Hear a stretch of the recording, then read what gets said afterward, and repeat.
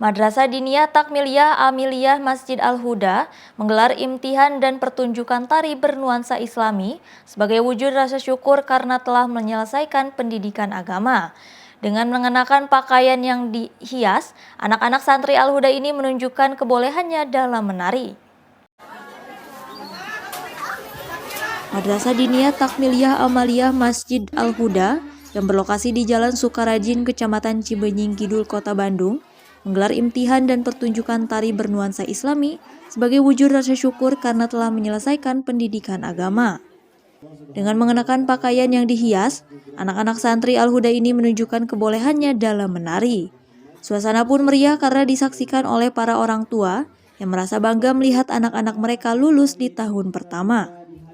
Ketua DKM Masjid Al-Huda menuturkan, jika kegiatan imtihan ini pertama kali digelar karena sebelumnya terhalang oleh pandemi COVID-19. Untuk Sukarajin kami membuka untuk Sukasenang dan sekitarnya Lemah Nenden, mana yang mau ngaji ke Al-Huda inilah milik semua, ya milik umat, bukan hanya untuk Sukarajin. Gurunya pun mangga, yang punya kompetensi warga sini silakan ikut membantu mengajar di Al-Huda.